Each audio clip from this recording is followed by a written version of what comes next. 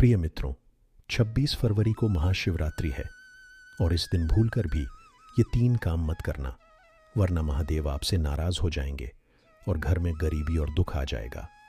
यदि ये काम गलती से भी हो गए तो महादेव आपको कभी माफ नहीं करेंगे। दोस्तों, 26 फरवरी महाशिवरात्रि पर महिलाओं और पुरुषों को ये 3 काम भूलकर भी नहीं करने चाहिए। भक्तों, इस महाशिवरात्रि को हल्के में लेने की भूल मत करना, क्योंकि ये कोई साधारण शिवरात्रि नहीं है, बल्कि इस बार महाशिवरात्रि 144 साल बाद महाकुंभ के दौरान पड़ रही है। इसलिए विशेष रूप से भक्तों, आपको 26 फरवरी महाशिवरात्रि पर ये काम करने से सख्त मना किया जाता है।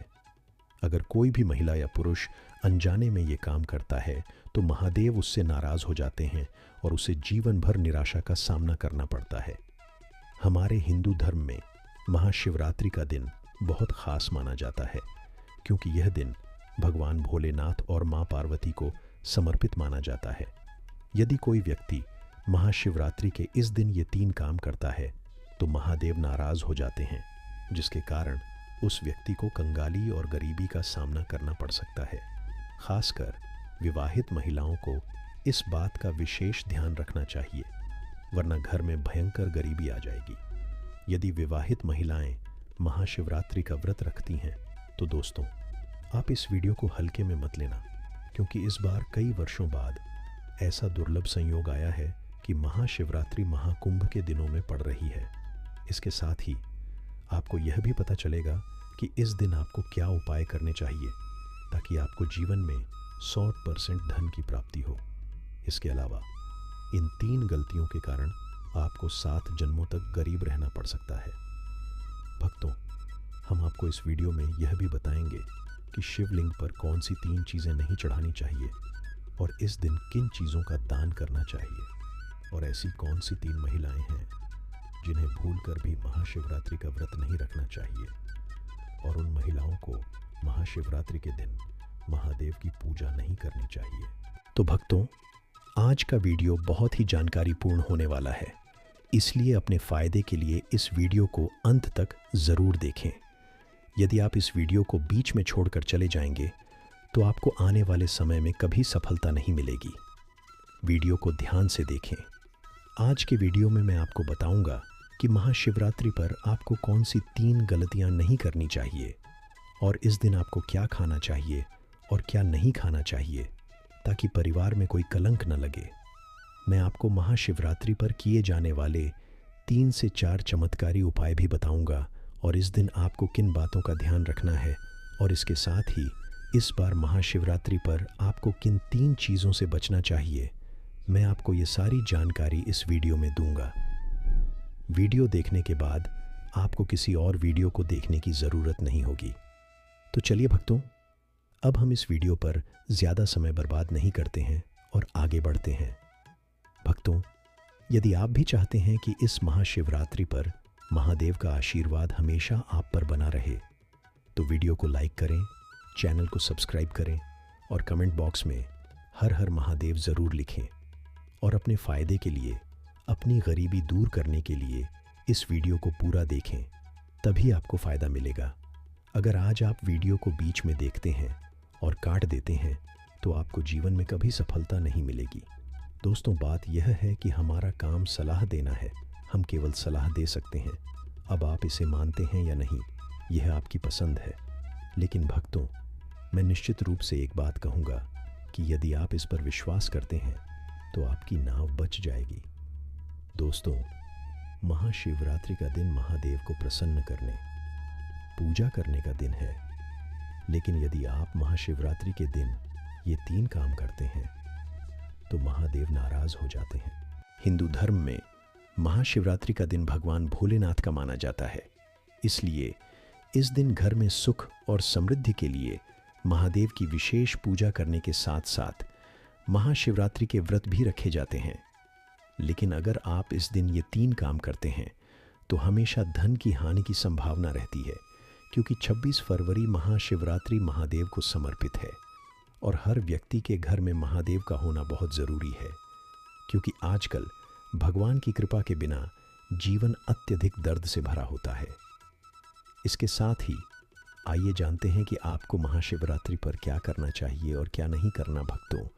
सबसे पहले महाशिवरात्रि को हमारे हिंदू धर्म और प्राचीन ग्रंथों की सभी तिथियों में सबसे अच्छा माना जाता है और महाशिवरात्रि का दिन भगवान भोलेनाथ को समर्पित है। इस दिन किया गया व्रत, जाप और ध्यान का विशेष महत्व है।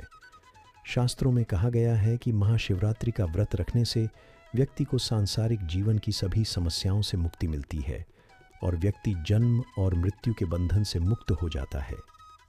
इस दिन यदि भगवान आपसे प्रसन्न हैं तो आपको विश्वास करना चाहिए कि कोई भी आपको अपने जीवन से गरीबी दूर करने से नहीं रोक सकता है और ऐसा व्यक्ति मृत्यु के बाद बैकुंठ धाम को प्राप्त करता है। शास्त्रों के अनुसार इस बहुत ही पवित्र और शुभ तिथि पर कुछ ऐसे कार्य हैं जो करने के लिए मना किए गए हैं। ऐसा करने से एक व्यक्ति को जीवन में कई तरह की समस्याओं का सामना करना पड़ता है और उसे भगवान विष्णु और मां लक्ष्मी के कोप का भी सामना करना पड़ता है।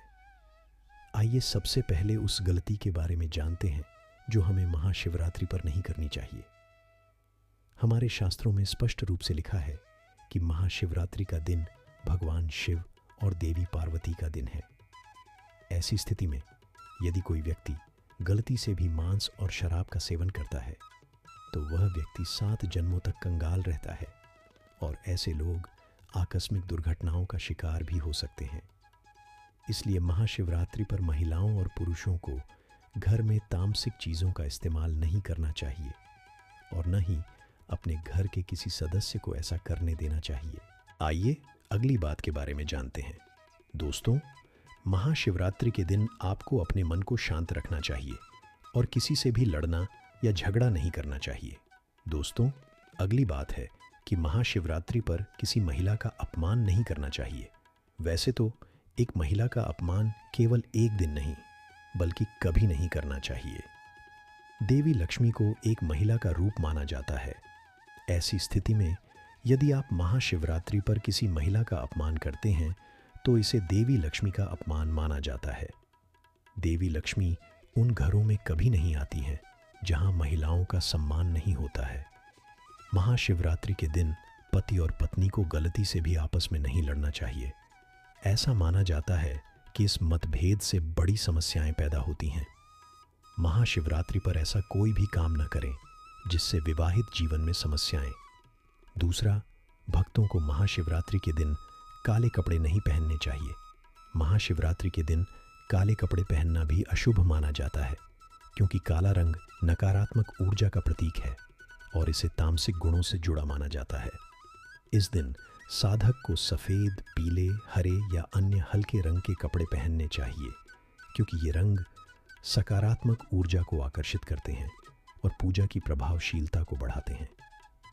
भगवान शिव का ध्यान करने के लिए व्यक्ति को हल्के और शुद्ध रंगों के कपड़े पहनने चाहिए। इसके साथ ही दोस्तों, आपको महाशिवरात्रि के दिन काले रंग की वस्तुओं का दान करने से भी बचना चाहिए। तीसरी बात, भक्तों, महाशिवरात्रि के दिन देर तक न सोएं। महाशिवरात्रि पर देर से सोना और देर से उठना शुभ नहीं माना जाता है। यह दिन विशेष रूप से जागरण और तपस्या का दिन है। इस दिन भक्तों को रात में जागना चाहिए और भगवान शिव की पूजा करनी चाहिए और अपने मन और शरीर को शुद्ध करना चाहिए।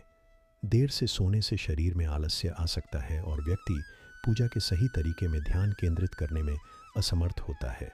इसलिए इस दिन व्यक्ति को सुबह जल्दी उठना चाहिए, स्नान करना चाहिए और पूजा शुरू करनी चाहिए। चौथा, भक्तों को महाशिवरात्रि के दिन बाल और नाखून काटने से बचना चाहिए। महाशिवरात्रि के दिन बाल और नाखून काटना भी अशुभ माना जाता है। यह दिन पवित्रता और तपस्या का है। तो आइए जानते हैं उन चीज़ों के बारे में जिन्हें महाशिवरात्रि के दिन नहीं चढ़ाना चाहिए। पहली चीज़ है टूटा हुआ चावल। भक्तों, शिवलिंग पर पूजा करते समय टूटा हुआ चावल चढ़ाना अशुभ माना जाता है। शास्त्रों के अनुसार यह भगवान शिव के प्रति सम्मान की कमी का प्रतीक है। जब हम शिवलिंग पर चढ़ाते हैं तो चावल पूरी तरह से और सही स्थिति में चढ़ाना चाहिए। टूटे हुए चावल के बजाय पूरे चावल का उपयोग करना चाहिए क्योंकि इससे पूजा की पवित्रता बढ़ती है और भगवान शिव की पूजा में भक्ति का प्रतीक है। दूसरी चीज़, भक्तों को महाशिवरात्रि के दिन केतकी और चंपा के फूल नहीं चढ़ाने चाहिए। भगवान शिव को चढ़ाने के लिए विशेष प्रकार के फूल चढ़ाए जाते हैं, लेकिन ज्योतिष और धार्मिक शास्त्रों के अनुसार केतकी और चंपा के फूल भगवान शिव को नहीं चढ़ाने चाहिए। इन फूलों को चढ़ाना अशुभ माना जाता है। बेलपत्र, कच्चे आम के पत्ते, गेंदा और गुलाब के फूल शिव पूजा के लिए आदर्श माने जाते हैं। ये फूल भगवान शिव के प्रति भक्तों की भक्ति और समर्पण का प्रतीक हैं। तीसरी बात, महाशिवरात्रि के दिन रोली का इस्तेमाल न करें। महाशिवरात्रि के दिन पूजा में रोली का प्रयोग नहीं करना चाहिए। रोली का उपयोग आमतौर पर अन्य देवताओं की पूजा में किया जाता है, लेकिन भगवान शिव की पूजा में यह वर्जित है। शिव पूजा में सिंदूर, हल्दी और चंदन का प्रयोग करना चाहिए। इन पदार्थों के उपयोग से शिवलिंग की पूजा शुद्ध और प्रभावी होती है। चौथी चीज़, भक्तों को महाशिवरात्रि के दिन शिवलिंग पर नारियल पानी से अभिषेक नहीं करना चाहिए। भगवान शिव को नारियल पानी से अभिषेक नहीं करना चाहिए। नारियल पानी का उपयोग अन्य पूजा विधियों में किया जा सकता है, लेकिन शिवलिंग के अभिषेक में गंगा जल, दूध, दही या अन्य चीज़ों का उपयोग नहीं करना चाहिए। शहद का प्रयोग करना चाहिए। यह पदार्थ भगवान शिव को उनके शुद्ध रूप में चढ़ाया जाता है और उनकी कृपा प्राप्त करने का सबसे अच्छा तरीका माना जाता है। पांचवी चीज़ यह है कि भक्तों को महाशिवरात्रि पर शिवलिंग पर सिंदूर का प्रयोग नहीं करना चाहिए। महाशिवरात्रि पर शिवलिंग पर सिंदूर चढ़ाना भी वर्जित माना जाता है, क्योंकि सिंदूर का उपयोग आमतौर पर देवी पूजा में किया जाता है, जबकि भगवान शिव की पूजा में इसे नकारात्मक माना जाता है। भगवान शिव को हल्दी, चंदन या बेलपत्र चढ़ाना चाहिए, क्योंकि ये पदार्थ शुद्धता और धार्मिकता के प्रतीक हैं। छठी चीज़ यह है कि महाशिवरात्रि पर शिवलिंग पर जल चढ़ाने के लिए लोहे के बर्तन का प्रयोग नहीं करना चाहिए। धार्मिक शास्त्रों के अनुसार लोहे के बर्तन से जल चढ़ाना अशुभ माना जाता है। इसके बजाय कांस्य, तांबे या मिट्टी के बर्तन का उपयोग करना चाहिए। इन बर्तनों में जल चढ़ाने से पवित्रता और भगवान शिव की कृपा की संभावना बढ़ जाती है। लोहे से पवित्रता का प्रभाव कम हो सकता है, जबकि तांबे और कांस्य के बर्तन सकारात्मक ऊर्जा को आकर्षित करते हैं। आइए दोस्तों, अब हम आपको 26 फरवरी महाशिवरात्रि पर किए जाने वाले कुछ रामबाण उपायों के बारे में बताएंगे, जो आपका जीवन बदल देंगे। दोस्तों, इस वर्ष 2025 में पड़ने वाली महाशिवरात्रि को साधारण मानने की भूल न करें, क्योंकि यह महाशिवरात्रि साधारण नहीं है, बल्कि कुल 140 वर्षों के बाद यह महाशिवरात्रि तिथि कुंभ के दौरान आई है, क्योंकि इस समय प्रयागराज में महाकुंभ चल रहा है और जब भी कुंभ के दौरान महाशिवरात्रि पड़ती है तो इसका महत्व कई गुना बढ़ जाता है। शास्त्रों में वर्णित मान्यता के अनुसार इस दिन की गई पूजा से व्यक्ति के जन्म और जन्म के पाप धुल जाते हैं और हमें सुख, समृद्धि और शांति का अद्भुत आशीर्वाद मिलता है। हिंदू धार्मिक ग्रंथों के अनुसार महाशिवरात्रि पर भगवान शिव और माँ पार्वती की पूजा करने से वांछित फल मिलता है। इतना ही नहीं, ऐसा माना जाता है कि इस दिन शिवलिंग पर कुछ चीज़ें चढ़ाने से भगवान शिव प्रसन्न होते हैं। कहा जाता है कि इससे जीवन में सुख, समृद्धि और कल्याण आता है। दूसरी चीज़ है बेलपत्र। ऐसा माना जाता है कि भगवान शिव को बेलपत्र चढ़ाने से आशीर्वाद मिलता है और गरीबी दूर होती है। इसके साथ ही भगवान शिव को बेलपत्र चढ़ाने से आध्यात्मिक शक्ति मिलती है। तीसरी चीज़ है चंदन। महाशिवरात्रि पर भगवान शिव को चंदन चढ़ाना अत्यंत शुभ माना जाता है। ऐसा माना जाता है कि ऐसा करने से भगवान शिव प्रसन्न होते हैं और उन्हें सुख और समृद्धि का आशीर्वाद देते हैं। चौथी चीज़ है दूध और गंगा जल। महाशिवरात्रि पर भगवान शिव का दूध और जल से अभिषेक करना चाहिए। ऐसा माना जाता है कि ऐसा करने से महादेव प्रसन्न होते हैं और जीवन की समस्याओं से मुक्ति मिलती है और परेशानियों से रक्षा होती है। प्रिय मित्रों, आगे हम आपको बताने जा रहे हैं महादेव शिव और उनके अवतार महादेव शिव त्रिमूर्ति देवों में से एक हैं। ब्रह्मा जी को जहां ब्रह्मांड का सृजनकर्ता माना जाता है, वहीं विष्णु को संरक्षक और शिव को संहारक माना जाता है।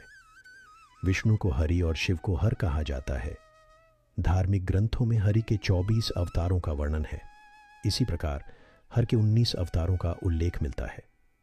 शिव पुराण में कहा गया है कि भगवान शिव और उनके अवतार समुद्र और लहरों की तरह हैं। उनका न तो कोई आरंभ है और न कोई अंत। जब कुछ भी नहीं था तब भी शिव थे, और जब कुछ भी नहीं होगा तब भी शिव रहेंगे। इसीलिए शिव के अनेक अवतार हैं, क्योंकि वे अनंत हैं। आज हम शिव महापुराण में वर्णित शिव के कुछ अवतारों का वर्णन करेंगे। वीडियो शुरू करने से पहले एक छोटा सा अनुरोध है कि आप कमेंट में हर हर महादेव अवश्य लिखें। प्रिय मित्रों, इनमें पहला अवतार है वीरभद्र अवतार। वीरभद्र को भगवान शिव का गण माना जाता है। यह अवतार उनके बालों से उत्पन्न हुआ था। एक कथा के अनुसार शिव के ससुर दक्ष प्रजापति ने एक विशाल यज्ञ का आयोजन किया, जिसमें सभी अर्ष, संत, देवियां और देवताओं को आमंत्रित किया गया था। लेकिन दक्ष ने शिव और सती को इस यज्ञ में आमंत्रित नहीं किया। मां सती को अपने पति महादेव की इच्छा पूरी करनी थी। सती अपने पति महादेव की बुराई के विरोध में अपने पिता दक्ष प्रजापति द्वारा आयोजित इस यज्ञ में गई और बिना बुलाए वहां चली गईं। इसे अपने पिता का यज्ञ समझकर सती बिना बुलाए वहां पहुंची। लेकिन जब वह वहां गईं तो उन्होंने देखा कि न तो उनके पति का भाग यज्ञ के लिए रखा गया था और न ही उन्हें सम्मानित किया गया था, बल्कि उनके पिता ने उनकी ओर देखा तक नहीं। अपने और अपने पति के अपमान को देखकर सती यज्ञ में कूद गईं और आत्महत्या कर ली। यह देखकर हाहाकार मच गया। जब भगवान शंकर को यह समाचार मिला तो वे क्रोधित हो गए। दक्ष को दंडित करने के लिए उनकी सेना और वहां उपस्थित सभी सलाहकारों को सजा देने के लिए उन्होंने अपनी जटा से वीरभद्र नामक एक गण की रचना की। जैसे ही वीरभद्र का निर्माण हुआ, वह शिव के आदेश से शीघ्र ही यज्ञ स्थल पर पहुंचे और उन्होंने भूमि को रक्त से लाल कर दिया और बाद में दक्ष को पकड़कर उसके सिर को उसके शरीर से अलग कर दिया। इस घटना का वर्णन स्कंद शिव और देवी पुराण के बाद देव संहिता में भी मिलता है। बाद में ब्रह्मा और विष्णु कैलाश पर्वत पर गए और महादेव से अपने क्रोध को शांत करने और राजा दक्ष को जीवन देकर यज्ञ को पूरा करने का अनुरोध किया। बहुत प्रार्थना करने के बाद भगवान शिव उनकी बातों पर सहमत हो गए और दक्ष को जीवन दान दे दिया। उन्होंने एक बकरे का सिर उसके धड़ से जोड़कर राक्षस को जीवन दान दिया, जिसके बाद यह यज्ञ पूर्ण हुआ। भगवान शिव के गण वीरभद्र की पूजा दक्षिण भारत में भगवान शिव की तरह ही की जाती है। वीरभद्र मंदिर लेपाक्षी गांव में स्थित है। यह मंदिर दक्षिण भारत में बहुत प्रसिद्ध है और देश भर से भक्त यहां दर्शन करने आते हैं। मित्रों, इनमें दूसरा अवतार है पिप्पलाद अवतार। एक प्राचीन कथा के अनुसार जब वृत्तासुर का आतंक तीनों लोकों में बढ़ रहा था, तब इंद्र ने वृत्तासुर को मारने के लिए महर्षि दधीचि की हड्डियों से अपना वज्र बनाया, क्योंकि दधीचि की हड्डियां शक्तिशाली थीं और शिव के तेज से भरी हुई थीं। जब महर्षि दधीचि की पत्नी सुवर्मा लौटी तो उन्हें पता चला कि उनके पति की हड्डियों का उपयोग देवताओं के लिए हथियार बनाने के लिए किया गया था। वह सती होने के लिए उत्सुक हो गईं। तभी एक आकाशवाणी हुई कि भगवान शिव महर्षि दधीचि के ब्रह्म तेज से आपके गर्भ में अवतार लेंगे, इसलिए उसकी रक्षा करना बहुत महत्वपूर्ण है। यह सुनकर सुवर्चला ने एक सुंदर बच्चे को जन्म दिया। पीपल के पेड़ के नीचे जन्म होने के कारण ब्रह्मा ने उसका नाम पिप्पलाद रखा और सभी देवताओं ने उसके सभी संस्कार पूरे किए। वह महर्षि दधीचि और उनकी पत्नी सुवर्चला के रूप में पैदा हुए थे। एक बार पिप्पलाद के मन में विचार आया। उन्होंने देवताओं से पूछा कि क्या कारण है कि मेरे पिता दधीचि ने मुझे मेरे जन्म से पहले ही छोड़ दिया, और जैसे ही मैंने जन्म लिया मेरी माँ भी सती हो गई। मैं अपने बचपन में अनाथ हो गया और दुख झेलने लगा। यह सुनकर देवताओं ने बताया कि शनि की दृष्टि के कारण ऐसी स्थिति उत्पन्न हुई है। पिप्पलाद यह सुनकर बहुत क्रोधित हुए और कहने लगे कि यह शनि तो नवजात शिशुओं को भी नहीं छोड़ता, उसमें इतना अहंकार है। फिर एक दिन पिप्पलाद मुनि को शनिदेव मिलते हैं। तब पिप्पलाद मुनि ने अपना ब्रह्मदंड उठाया और शनि पर उससे प्रहार किया। शनिदेव ब्रह्मदंड के प्रहार को सहन नहीं कर सके, इसलिए वे डर के मारे भागने लगे। तीनों लोकों की परिक्रमा करने के बाद भी ब्रह्मदंड ने शनिदेव को नहीं छोड़ा और उनके पैर पर प्रहार किया, जिससे शनिदेव लंगड़े हो गए।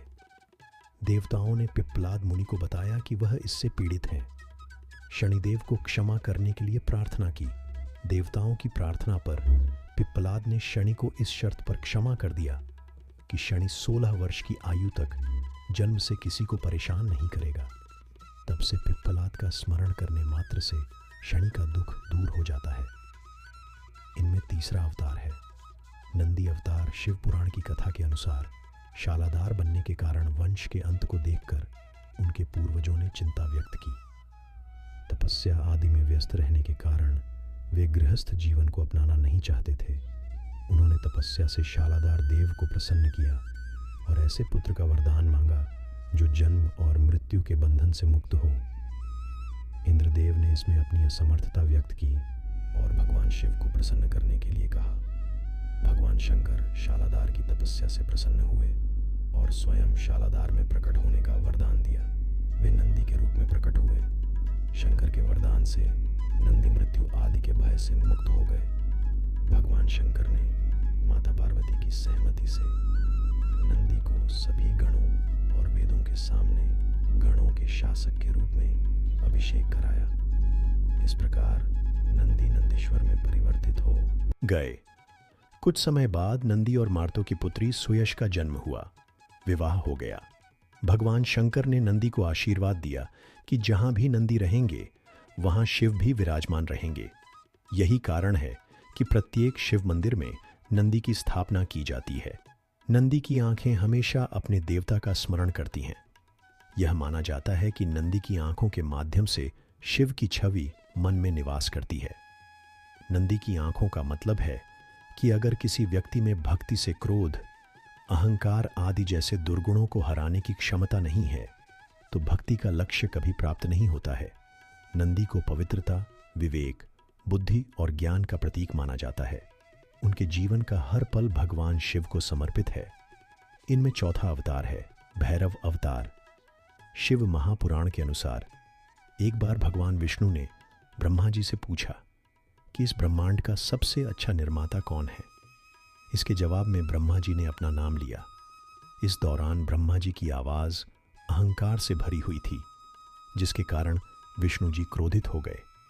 फिर दोनों अपने प्रश्न का उत्तर जानने के लिए चारों वेदों के पास गए।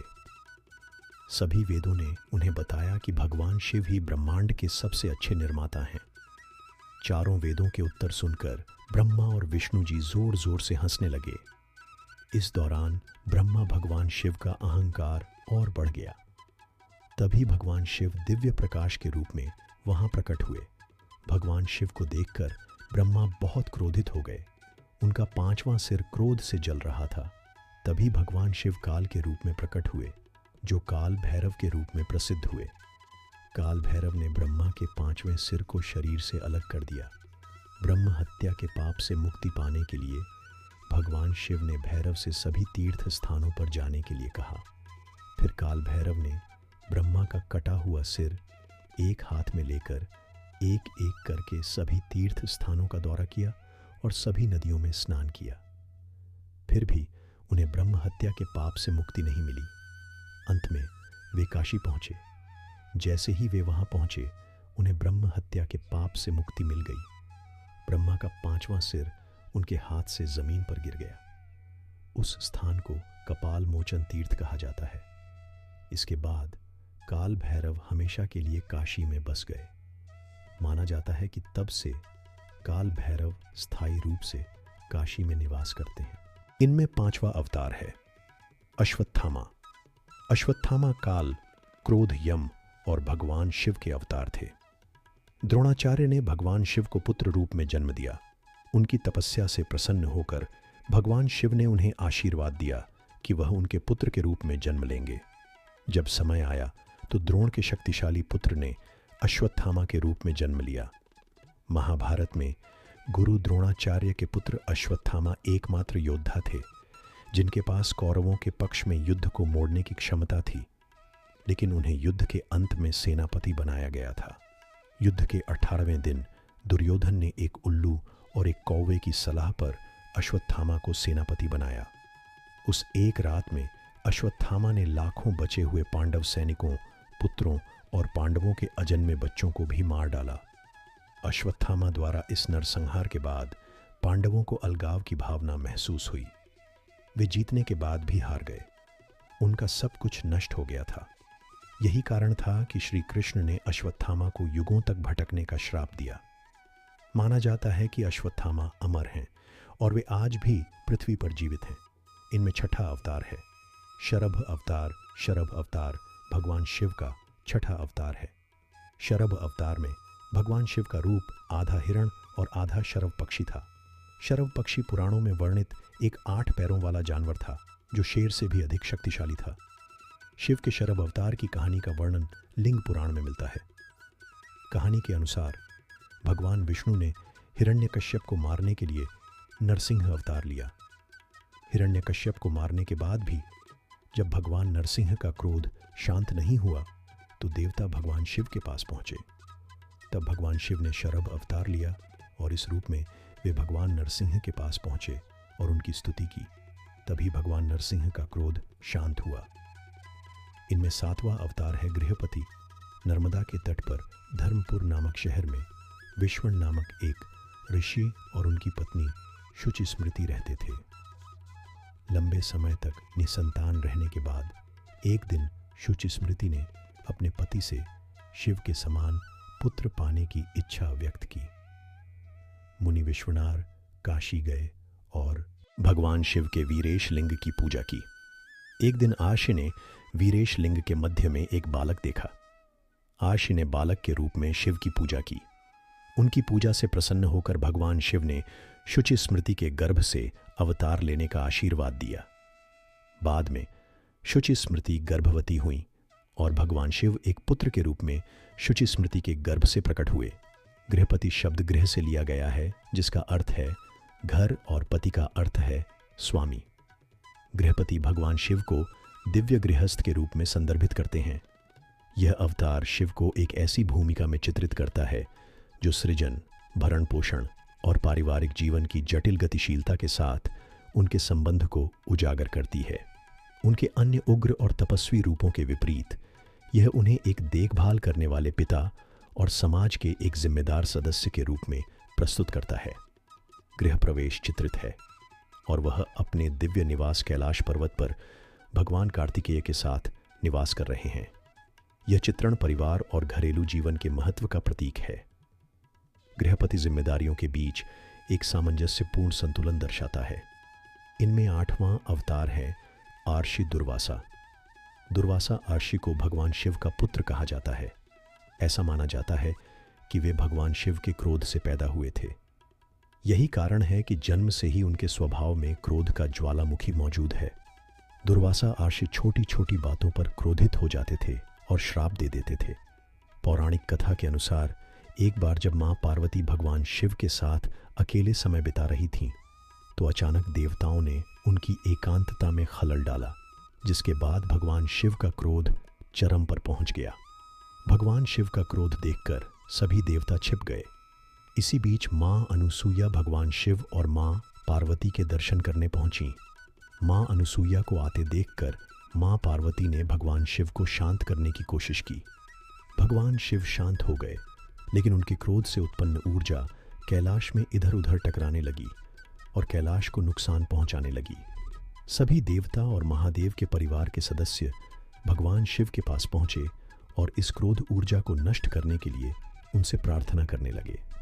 तब भगवान शिव ने कहा कि वे इस ऊर्जा को अपने अंदर वापस अवशोषित नहीं कर सकते, क्योंकि यह ऊर्जा उनकी तीसरी आंख से बाहर आ गई है, और यदि उनकी तीसरी आंख फिर से खुलती है तो इससे ब्रह्मांड को और अधिक नुकसान होगा।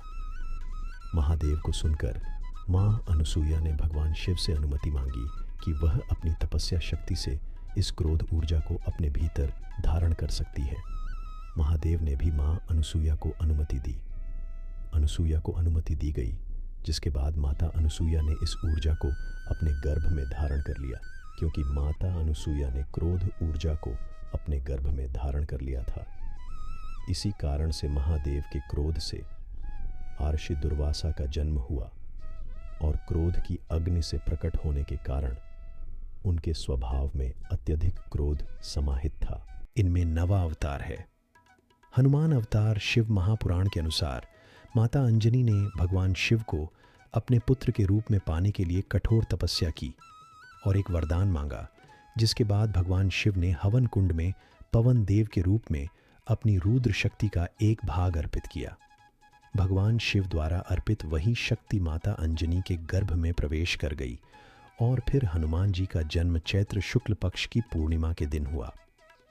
भगवान शिव जानते थे कि एक दिन राम जी को पृथ्वी के कल्याण के लिए मेरी आवश्यकता होगी। शिव यह भी जानते थे कि कलयुग में न तो मैं दिखाई दूंगा और न ही राम, तब पृथ्वी पर कोई अवतार नहीं होगा। इसलिए शिव ने स्वयं का एक शक्तिशाली रूप पैदा किया जो कलयुग में भी अमर रहेगा। इनमें 10वां अवतार है वृषभ अवतार। समुद्र मंथन में हारने के बाद जब राक्षस पाताल लोक की ओर भागने लगे तो भगवान विष्णु भी उनका पीछा करते हुए सभी राक्षसों को मार डाला। जब विष्णु जी वापस जाने लगे तो उन्होंने देखा कि 5 सुंदर महिलाएं उनकी तपस्या कर रही थीं। वे सभी माता लक्ष्मी की 5 बहनें थीं जो उनकी किस्मत से ईर्ष्या करती थीं। जब भगवान विष्णु ने उनसे वरदान मांगने के लिए कहा तो उन्होंने कहा कि उन्हें देवी लक्ष्मी और वैकुंठ को छोड़ देना चाहिए और न ही उन्हें खुद को पहचानना चाहिए और हमेशा उनके साथ पाताल लोक में रहना चाहिए। भगवान विष्णु ने तथास्तु कहा, जिसके कारण वे खुद को भूल गईं। पाताल लोक में रहते हुए उन्होंने उन महिलाओं से कई पुत्रों को जन्म दिया। भगवान विष्णु के इन पुत्रों ने पाताल लोक से स्वर्ग तक हाहाकार मचा दिया और उनसे दुखी होकर सभी देवताओं ने देवताओं के देव महादेव के पास गए। भगवान शिव ने भगवान विष्णु को पाताल लोक से लाने और उनके पुत्रों को मारने के लिए एक बहुत बड़े नीले बैल का रूप धारण किया और पाताल लोक में जाकर उन्हें मार डाला। अपने पुत्रों को मरते हुए देखकर उन महिलाओं ने यह बात भगवान विष्णु को बताई और उन्होंने बैल के रूप में भगवान शिव से युद्ध किया। उसी समय भगवान गणेश वहां प्रकट हुए और उन्होंने इस युद्ध को रोकने के लिए उन्हें मार डाला। महिलाओं को अपना वरदान वापस न लेने के लिए कहा गया। जैसे ही उन्होंने अपना वरदान वापस लिया, भगवान विष्णु को सब कुछ याद आ गया। इनमें 11वां अवतार है यति अवतार। धार्मिक ग्रंथों के अनुसार भगवान शिव ने अतिथि के महत्व को समझाने के लिए यतियात का अवतार लिया था। ऐसा कहा जाता है कि एक बार भगवान शिव अर्बुदाचल पर्वत के पास रहने वाले शिव भक्तों आहू और आहूका के घर येतिथा के रूप में पहुंचे थे। आहू के घर में पर्याप्त जगह न होने के कारण आहू ने अतिथि को अंदर सुला दिया, जबकि आहू ने खुद रात बाहर बिताने का फैसला किया। लेकिन रात में जंगली जानवरों ने उसे मार डाला। आहू का को इतना दुख हुआ कि वह चिता में बैठ गई। तभी येतिथा भगवान उसके सामने प्रकट हुए और उसे आशीर्वाद दिया कि वे अगले जन्म में भी पति पत्नी बने रहेंगे। इनमें 12वां अवतार है कृष्ण दर्शन अवतार। एक समय की बात है, महाराज नभ श्रद्धा देव मनु के पुत्र थे। वे एक महान विद्वान और इंद्रियों के विजेता थे। महाराज नभ को सनातन ब्रह्म तत्व का ज्ञान देने के लिए भगवान शिव ने कृष्ण दर्शन नामक अवतार लिया। शिव पुराण में वर्णित कथा के अनुसार जब नभ गुरुकुल में पढ़ और रह रहे थे, जब वह अनुष्ठान कर रहे थे, तो उनके भाइयों ने उन्हें एक नष्ट हुआ ब्रह्मचारी माना और पारिवारिक संपत्ति में हिस्सा देने के बजाय पूरी संपत्ति आपस में बांट ली। अपना अपना हिस्सा लेकर वे उत्तम तरीके से शासन करने लगे। वेद पढ़ने के बाद गुरुकुल से लौटने पर नभ ने अपने भाइयों से अपना हिस्सा मांगा। भाइयों ने कहा कि विभाजन के समय हम तुम्हारा हिस्सा शामिल करना भूल गए, इसलिए तुम अपने हिस्से में पिता को ले लो। जब नभ ने अपने भाइयों द्वारा कहे गए शब्दों के बारे में अपने पिता को बताया तो श्रद्धा देव मनु ने कहा, पुत्र, तुम्हारे भाइयों ने तुम्हें धोखा देने के लिए ऐसा कहा है। मैं तुम्हारे लिए एक महान भक्त नहीं बन सकता। हालांकि मैं तुम्हें अपनी आजीविका का एक तरीका बता सकता हूँ। ध्यान से सुनो। इस समय कुछ ब्राह्मण नदी के किनारे बहुत बड़ा यज्ञ कर रहे हैं। उस अनुष्ठान में वे हर छठे दिन अनुष्ठान को ठीक से नहीं समझ पा रहे हैं। वे इसमें गलतियां करते हैं। तुम वहां जाओ और उन ब्राह्मणों को विश्वदेव से संबंधित 2 स्तोत्र बताओ। इससे वह यज्ञ शुद्ध रूप से संपन्न होगा। यज्ञ समाप्त होने के बाद जब वे ब्राह्मण स्वर्ग जाने लगेंगे तो वे संतुष्ट होकर तुम्हें अपने यज्ञ से बची हुई सारी धनराशि दे देंगे। पिता के निर्देशानुसार नभ ने यज्ञ किया। वह गए और विश्वदेव से संबंधित दोनों सूक्तों को शुद्ध शब्दों में पढ़ा। यज्ञ अनुष्ठान समाप्त होने के बाद ब्राह्मणों ने यज्ञ से बची हुई सारी संपत्ति नभ को दे दी और स्वर्ग चले गए। लेकिन जब नभ उस यज्ञ वशिष्ठ संपत्ति को लेने लगा तो उसी क्षण भगवान सदाशिव कृष्ण दर्शन के रूप में वहां प्रकट हुए। उनके शरीर के सभी अंग बहुत सुंदर थे, लेकिन उनकी आंखें काले रंग की थीं। उन्होंने नभ से पूछा, तुम कौन हो? तुम यह संपत्ति क्यों ले रहे हो? ये मेरी संपत्ति है। नभ ने कहा, यह यज्ञ से बची हुई संपत्ति है। ऋषियों ने यह मुझे दी है और वे स्वर्ग चले गए हैं। तुम मुझे इसे लेने से क्यों रोक रहे हो? इस पर कृष्ण दर्शन ने कहा, हे मित्र, हम दोनों के बीच इस लड़ाई में तुम्हारे पिता ही अब न्यायाधीश होंगे। वह जो कुछ भी कहते हैं हमें वही करना चाहिए। नभ ने अपने पिता को कृष्ण दर्शन के बारे में बताया।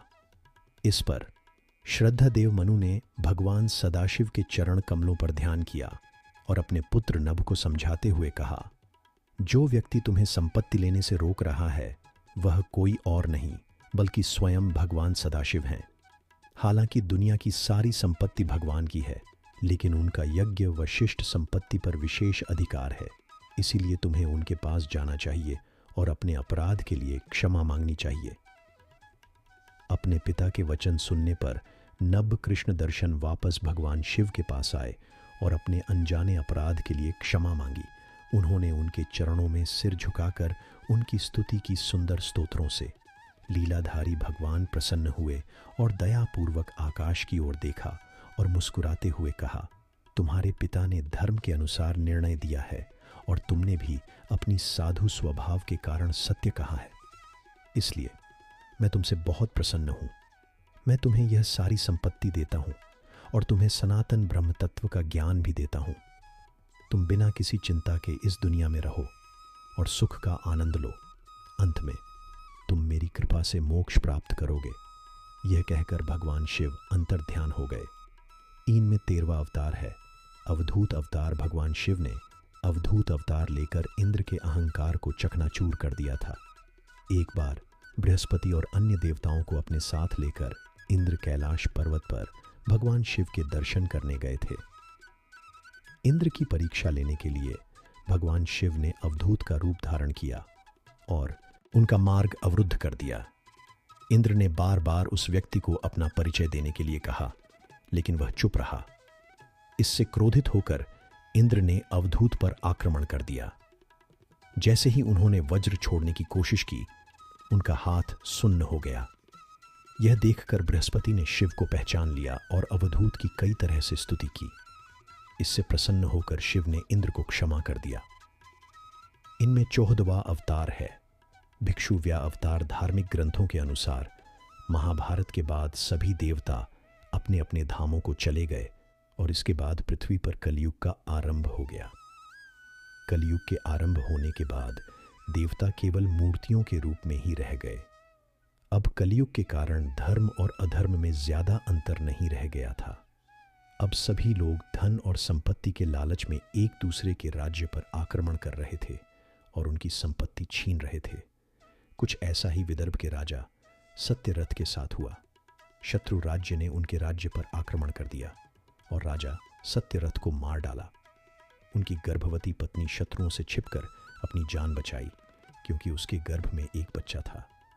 अगर वह मर जाती तो वह बच्चा भी मर जाता। राजा सत्यरंजन वहां थे।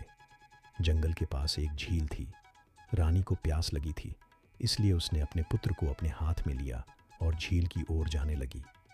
रानी ने पुत्र को झील के एक किनारे पर रखा और वह पानी पीने के लिए झील में चली गई। लेकिन जैसे ही वह झील में गई, मगरमच्छ ने रानी को अपना भोजन बना लिया। कुछ समय बाद बच्चा भूख और प्यास से पीड़ित होने लगा। भगवान शिव अपनी दिव्य दृष्टि से यह सब देख रहे थे। भगवान शिव बच्चे का दर्द नहीं देख सके और उन्होंने उस बच्चे की मदद करने का फैसला किया। महादेव की प्रेरणा से एक भिखारी महिला वहां पहुंची। फिर भगवान शिव ने एक भिखारी का रूप धारण किया और उस बच्चे को उस भिखारी महिला से मिलाया और यह भी कहा कि यह बच्चा विदर्भ राजा सत्यरथ का पुत्र है और उसे उसका पालन पोषण करने का निर्देश दिया। भिखारी महिला ने बच्चे का पालन पोषण करने का वादा किया। भिखारी महिला को अपना काम पूरा करते देख भगवान शिव अपने वास्तविक रूप में आए और उस भिखारी महिला को अपना वास्तविक रूप दिखाया। भिखारी महिला ने भगवान शिव के आदेशानुसार उस बच्चे का पालन पोषण किया। बड़े होने के बाद उस बच्चे ने भगवान शिव की कृपा से अपने शत्रुओं को हराया और अपना राज्य वापस हासिल कर लिया। इनमें 15वां अवतार है। सुरेश्वर अवतार एक कथा के अनुसार व्याघ्रपाद नाम के एक महान आर्षि थे। उनके 2 पुत्र थे। एक का नाम उपमन्यु था और दूसरे का नाम। एक बार खेलते समय वे दोनों एक आश्रम में पहुंचे। वहां उन्होंने देखा कि एक गाय अपने बछड़े को दूध पिला रही है। घर पहुंचने पर उपमन्यु ने अपनी मां को दूध और चावल से खिलाने की इच्छा व्यक्त की। यह सुनकर मां ने पानी में आटा मिलाकर दोनों के लिए ले आई। यह देखकर उपमन्यु ने अपनी मां से कहा कि यह दूध नहीं है। तब मां ने कहा, हे पुत्र, हमारे घर में हमारे पेट भरने के लिए पर्याप्त अनाज नहीं है और हमारी गाय जंगल से फल और फूल खाती है। हमारे पास अपनी गाय को अनाज खिलाने के लिए पर्याप्त धन नहीं है। अब केवल भगवान शिव ही हमारी स्थिति का ध्यान रख सकते हैं। अपनी मां के सारे वचन सुनकर उपमन्यु ने महादेव की तपस्या करने का निर्णय लिया। तपस्या करने के लिए उपमन्यु हिमालय की ओर चले गए और कई वर्षों तक केवल अपने बाएं पैर की उंगली के सिरे पर खड़े होकर उपमन्यु ने भगवान शिव की कठोर तपस्या की। महादेव उनकी तपस्या से प्रसन्न थे, लेकिन उन्होंने उपमन्यु की परीक्षा लेने का फैसला किया। उपमन्यु की परीक्षा लेने के लिए महादेव ने सुरेश्वर यानी इंद्रदेव का रूप धारण किया और उपमन्यु के पास पहुंचे। उपमन्यु के पास पहुंचने पर उन्होंने कहा, पुत्र, तुम महादेव की तपस्या कर रहे हो, मेरी शरण में आओ, मैं तुम्हें तुम्हारी इच्छा के अनुसार वरदान दूंगा। इंद्रदेव ने भगवान शिव की कई तरह से आलोचना करना शुरू कर दिया। यह सुनकर उपमन्यु इसे सहन नहीं कर सका और इंद्रदेव से कहा कि मैं भगवान शिव का उपासक हूं और मैं उनके बारे में इस तरह की आलोचना नहीं सुन सकता। मेरा जीवन भगवान शिव की आलोचना सुनकर प्रदूषित हो गया है और अब मैं इस शरीर से महादेव की तपस्या नहीं कर सकता, इसलिए मैं यहीं अपना जीवन समाप्त कर देता हूं। यह कहकर उपमन्यु ने अपना जीवन त्यागने के लिए आगे बढ़े। उसी समय भगवान शिव अपने वास्तविक रूप में आए और उपमन्यु को अपना जीवन त्यागने से मना किया और उपमन्यु को क्षीर सागर जैसा अमर सागर दिया और उन्हें अपने परम भक्त का दर्जा दिया। इनमें 16वां अवतार है। किरात अवतार जब पांडव वनवास में थे तो एक दिन अर्जुन ने निर्णय लिया कि उन्हें हिमालय जाना चाहिए और तपस्या करनी चाहिए और देवताओं के देव शिव को प्रसन्न करना चाहिए और वरदान के रूप में कुछ दिव्य हथियार प्राप्त करने चाहिए। पांडु के पुत्र वीर अर्जुन हिमालय पर्वत श्रृंखला पर स्थित इंद्रकील नामक स्थान पर पहुंचे और एक शिवलिंग के सामने ध्यान केंद्रित करके समाधि में बैठ गए। भगवान शिव ने अर्जुन की परीक्षा लेने के लिए किरात नाम के भील का रूप धारण किया और किरात का रूप धारण कर इंद्रकील पहुंचे। उसी समय इंद्रकील पर मुक्कासुर नामक एक राक्षस ने एक बहुत भयंकर सुअर का रूप धारण कर लिया और रसिया के ऋषियों के आश्रम में कहर बरपाना शुरू कर दिया। ऋषियों के आश्रम में कोलाहल मच गया। इससे अर्जुन का ध्यान भंग हो गया। भयंकर सुअर को कहर बरपाते हुए देखकर उन्होंने अपने धनुष पर एक बाण चढ़ाया और उसे छोड़ दिया, लेकिन 2 बाण एक साथ सुअर के शरीर को छेद गए। दूसरा बाण किरात के वेश में शिव का था। 2 बाणों से आहत होने के बाद मुकासुर सुअर के रूप में गिर गया और जमीन पर गिरते ही अपने मूल रूप में वापस आ गया। अर्जुन और किरात के रूप में शिव सुअर को किसने मारा, इस पर अड़ गए, लेकिन जैसे ही अर्जुन ने किरात के गले में पड़ी माला देखी, वह स्तब्ध रह गए, क्योंकि वही माला अर्जुन ने शिवलिंग पर चढ़ाई थी। यह देखकर अर्जुन समझ गए कि किरात के रूप में कोई और नहीं बल्कि स्वयं भगवान शिव थे। अर्जुन कृष्ण के चरणों में गिर पड़े और अपने आंसुओं से भगवान शिव के चरणों को धोया और क्षमा मांगी। फिर शिव अपने मूल रूप में प्रकट हुए। अर्जुन मंदिर में प्रकट हुए और वहां शिव की पूजा करके उन्हें प्रसन्न किया। देवादिदेव शिव ने अर्जुन की भक्ति और साहस की स्तुति की और उन्हें अभेद्य पशुपत अस्त्र वरदान के रूप में दिया। इनमें 17वां अवतार है। ब्रह्मचारी अवतार मां पार्वती ने बचपन से ही भगवान शिव की तपस्या शुरू कर दी थी। वह कई वर्षों तक महादेव की तपस्या में लगी रहीं। भगवान शिव ने उनकी भक्ति और प्रेम को देखकर उनकी परीक्षा लेने का फैसला किया। एक बार जब मां पार्वती नदी के किनारे भगवान शिव की तपस्या कर रही थीं, तो महादेव ने ब्रह्मचारी का रूप धारण किया और मां पार्वती के पास गए। ब्रह्मचारी ने उनसे उनकी तपस्या का कारण पूछा। मां पार्वती ने उन्हें बताया कि वह भगवान शिव को पाने की इच्छा से तपस्या कर रही हैं। यह सुनकर ब्रह्मचारी ने भगवान शिव की आलोचना की और कहा कि वह उग्र रूप से अशुभ हैं और उनके जटा बाल हैं और वह तुम्हारे लिए उपयुक्त नहीं है। तुम्हें उनसे विवाह करके सुख नहीं मिलेगा। लेकिन पार्वती अपने विचारों पर दृढ़ रहीं। महादेव के बारे में ऐसी बातें सुनकर उन्हें बहुत क्रोध आया। पार्वती की भक्ति और प्रेम को देखकर महादेव उनके सामने अपने वास्तविक रूप में प्रकट हुए और मां पार्वती को अपनी पत्नी के रूप में स्वीकार करने का वचन दिया। लेकिन मां पार्वती ने भगवान शिव को स्वीकार करने से इनकार कर दिया। शिव से कहा गया कि वह विवाह में उनके पिता का हाथ मांगे और उन्हें प्रपोज करे। भगवान शिव उनके वचनों से सहमत हो गए और उनके पिता को प्रपोज करने का वादा किया। इनमें 18वां अवतार है, सुनत डांसर अवतार। कुछ दिनों बाद शिव जी सुनत डांसर अवतार लेकर पार्वती के पिता हिमाचल के महल में गए और नृत्य किया। उन्होंने इतनी खूबसूरती और शालीनता से नृत्य किया कि हर कोई प्रसन्न हो गया। महाराज हिमाचल ने भी उनकी नृत्य कला की प्रशंसा की। महाराज हिमाचल सुनत डांसर के पास गए और कहा कि तुम्हारी नृत्य कला बहुत अद्भुत है। हम इस कला की कीमत तय नहीं कर सकते, इसलिए तुम हमें बताओ कि तुम कितनी कीमत चाहते हो। हम तुम्हें तुम्हारी मांगी हुई कीमत दे देंगे। यह सुनकर सुनत डांसर के वेश में शिव जी ने मां पार्वती का हाथ मांगा। पिता हिमाचल भ्रमित हो गए क्योंकि उन्होंने सुनत डांसर को उनके शब्दों के अनुसार कीमत देने का वादा किया था। सुनत डांसर अचानक वहां से चले गए, लेकिन जाने से पहले उन्होंने मां पार्वती को अपना असली रूप दिखाया। उसके बाद मां पार्वती ने अपने पिता हिमाचल को सुनत डांसर के असली रूप के बारे में बताया और उनसे उनकी शादी के प्रस्ताव पर सहमत होने के लिए कहा। नतीजतन पिता हिमाचल ने मां पार्वती का विवाह भगवान शिव से कराने का निर्णय लिया। इनमें 19वां अवतार है, यक्ष अवतार। समुद्र मंथन से जन्मे। अमृत पीने के बाद देवता अभिमानी और अहंकारी हो गए थे। उन्हें लगा कि अब उन्हें कोई नहीं मार सकता। वे सभी खुद को सबसे अच्छा मानने लगे थे। यह देखकर भगवान शिव ने उनका अभिमान तोड़ने का निर्णय लिया। उन्होंने यक्ष का रूप धारण किया और सभी देवताओं के पास गए और उनके सामने एक तिनका रखा और सभी देवताओं से कहा कि जो कोई भी इस साधारण तिनके को उठा सकता है, उसे आप सभी में सर्वश्रेष्ठ माना जाएगा। आप इस तिनके को काट सकते हैं, जला सकते हैं और यहाँ तक कि डुबो भी सकते हैं। यक्ष से यह सुनकर देवता हंस पड़े। एक एक करके सभी देवताओं ने इस तिनके को उठाने की कोशिश की, लेकिन एक भी देवता उस तिनके को हिला नहीं सका। यह देखकर सभी देवता हैरान रह गए। तभी आकाश में एक आकाशवाणी हुई कि यह यक्ष कोई और नहीं बल्कि स्वयं महादेव हैं। तब देवताओं को एहसास हुआ कि यह महादेव ही थे जिन्होंने विष का सेवन किया था और देवताओं और राक्षसों दोनों को बचाया था। महादेव ही सर्वश्रेष्ठ हैं। सभी देवताओं ने भगवान शंकर की स्तुति की और अपने अपराध के लिए क्षमा मांगी। तो दोस्तों, आज के वीडियो में बस इतना ही।